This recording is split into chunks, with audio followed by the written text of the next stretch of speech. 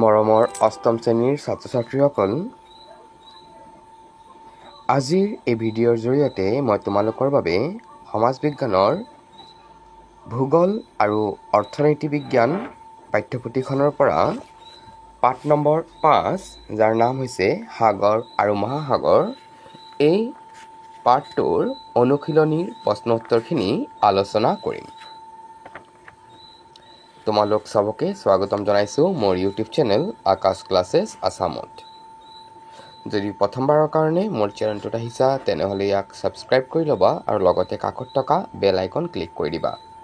আৰু ভিডিঅ'টো কেনে পাইছা ভিডিঅ'ৰ শেষত কমেণ্টৰ মাধ্যমত জনাবলৈ নাপাহৰিবা।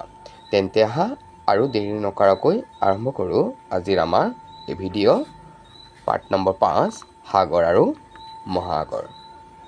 আমাৰ 1 নম্বৰ প্ৰশ্ন সুধিছে, তলৰ প্ৰশ্নবোৰৰ উত্তৰ লিখা। মহাসাগৰীয় সোঁতৰ সৃষ্টিৰ কাৰণবোৰ কি কি? বিভিন্ন কাৰণত মহাসাগৰীয় সোঁতৰ সৃষ্টি হয়। মহাসাগৰীয় সোঁতৰ সৃষ্টিৰ কাৰণবোৰ হ'ল পৃথিৱীৰ আৱৰ্তন গতি, নিয়ত বতাহ, পানীৰ উষ্ণতা, লৱণতা আৰু চাপৰ তাৰতম্য, উপকূল ৰেখাৰ আকাৰ আদি। পৰৱৰ্তী প্ৰশ্ন, গৰম পানীৰ সোঁত বুলিলে কি বুজা? আমি জানো যে উষ্ণ মণ্ডলৰ পৰা গৰম আৰু পাতল সমুদ্ৰ জল ওপৰে ওপৰে পৃষ্ঠ প্ৰবাহৰূপে শীতমণ্ডললৈ প্ৰবাহিত হয়। ইয়ে হ'ল গৰম পানীৰ সোঁত অথবা উষ্ণ পানীৰ সোঁত। পৰৱৰ্তী প্ৰশ্ন, সাগৰীয় জীৱবোৰ কেই প্ৰকাৰৰ? কিহৰ ভিত্তিত এইবোৰক শ্ৰেণী বিভক্ত কৰা হৈছে? আমি জানো যে সাগৰীয় জীৱবোৰ 3 প্ৰকাৰৰ।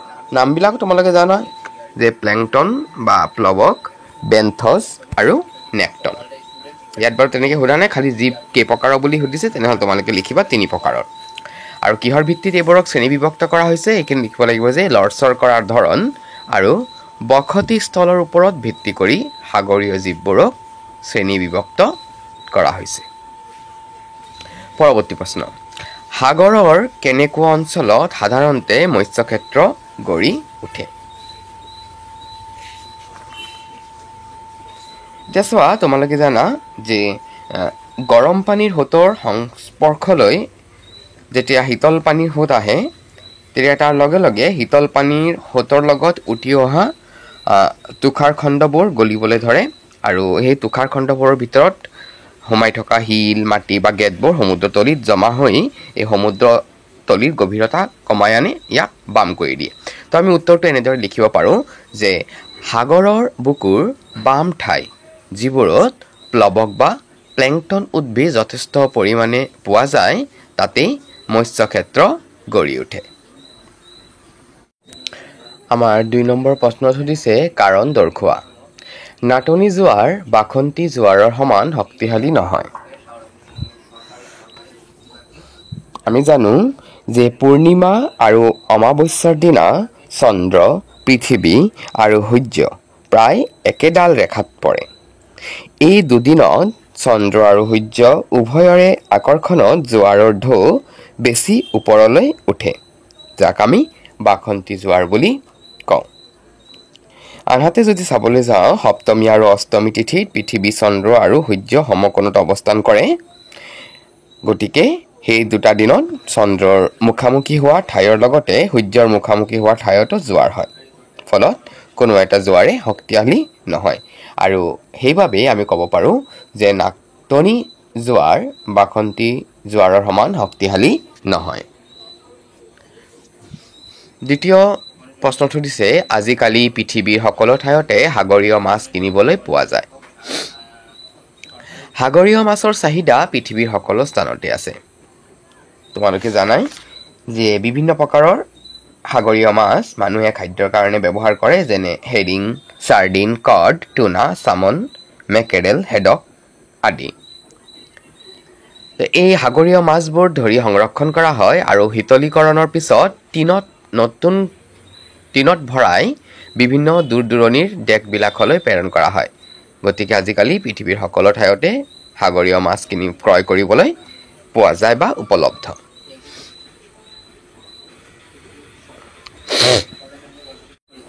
পৰৱৰ্তী প্ৰশ্ন, জাপানত সঘনাই ছুনামি হয়। জাপান দেশখন প্ৰশান্ত মহাসাগৰীয় আগ্নেয় বলয়ত অৱস্থিত, যাক ৰিং অফ ফায়াৰ বুলিও কোৱা হয়। এই বলয়টো পৃথিৱীৰ ভিতৰতে প্ৰধান ভূমিকম্প প্ৰৱণ অঞ্চল। গতিকে জাপানত সঘনাই ভূমিকম্প হয় আৰু তাৰ ফলত সঘনাই ছুনামিৰো সৃষ্টি হয়। পৰৱৰ্তী প্ৰশ্ন, সূৰ্য আকাৰত বিশাল হোৱা স্বত্তেও জোৱাৰ সৃষ্টিকাৰী শক্তি কম। আমি জানো যে সূৰ্য চন্দ্ৰতকৈ প্ৰায় ২৭ মিলিয়ন গুণ ডাঙৰ আৰু পৃথিৱীৰ পৰা চন্দ্ৰৰ দূৰত্ব হৈছে প্ৰায় ৩৮ লাখ কিলোমিটাৰ। আনহাতে পৃথিৱীৰ পৰা সূৰ্যৰ দূৰত্ব প্ৰায় ১৫ কোটি কিলোমিটাৰ। গতিকে সূৰ্যৰ জোৱাৰ সৃষ্টিকাৰী শক্তি চন্দ্ৰৰ আধা। সেয়েহে সূৰ্য আকাৰত বিশাল হোৱা স্বত্তেও জোৱাৰ সৃষ্টিকাৰী শক্তি কম। কাৰণ দৰ্শোৱাৰ অন্তিমটো প্ৰশ্নটো দিছে যে বৈদেশিক বাণিজ্যৰ বাবে জাহাজ পৰিবহণ ব্যৱস্থা উৎকৃষ্ট। আমি জানো যে আটাইতকৈ সহজ আৰু কম খৰচী পৰিবহণ ব্যৱস্থাই হৈছে কি? জাহাজ পৰিবহণ বা জল পৰিবহণ ব্যৱস্থা। ৰেল পৰিবহণ, পথ পৰিবহণ আৰু আকাশী পৰিবহণৰ ক্ষেত্ৰত কিছুমান সীমাবদ্ধতা থকাৰ বাবে বৈদেশিক বাণিজ্যৰ ক্ষেত্ৰত জাহাজ পৰিবহণেই নিৰ্ভৰযোগ্য ব্যৱস্থা।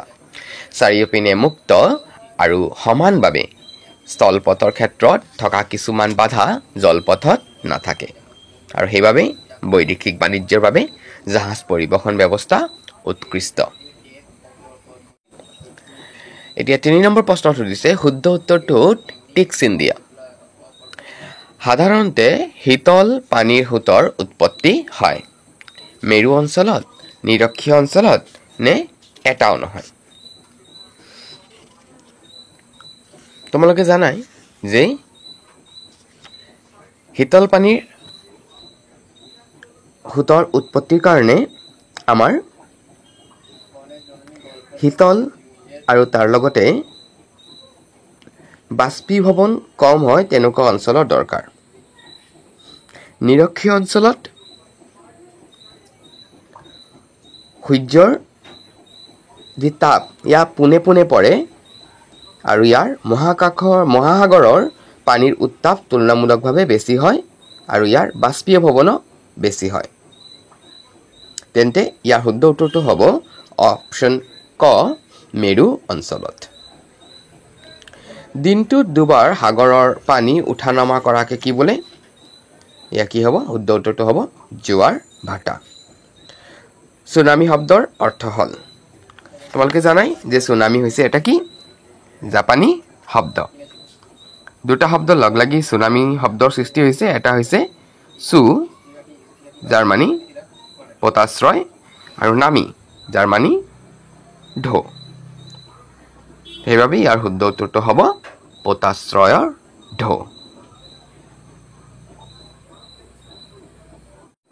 ৪ নম্বৰ প্ৰশ্নটো দিছে যে সাঁতুৰিব পৰা সাগৰীয় প্ৰাণীবোৰ নেক্টন, বেন্থছ নে প্লেংটন শ্ৰেণী? আমি জানো যে লৰচৰ কৰাৰ ধৰণ আৰু বসতিস্থলৰ ওপৰত ভিত্তি কৰি সাগৰীয় উদ্ভিদ আৰু প্ৰাণীবোৰক ৩টা ভাগত ভাগ কৰিব পাৰি: প্লেংটন বা প্লৱক, বেন্থছ আৰু নেক্টন। ইয়াত যিবোৰে একেবাৰে লৰচৰ কৰিব নোৱাৰে তাকে প্লেংটন বুলি কোৱা হয়। যিবোৰে সাগৰত লৰচৰ কৰে আৰু সাঁতুৰি ফুৰে তাক কি বুলি কোৱা হয়? নেক্টন। আৰু যিবোৰ হয়তো লৰচৰ নকৰে বা একেবাৰে অলপ লৰচৰ কৰে তাক কোৱা হয় বেন্থছ। তেনেহ'লে সাগৰত সাঁতুৰিব পৰা প্ৰাণীবোৰক কি বুলি কোৱা হ'ব? এয়া হ'ব নেক্টন।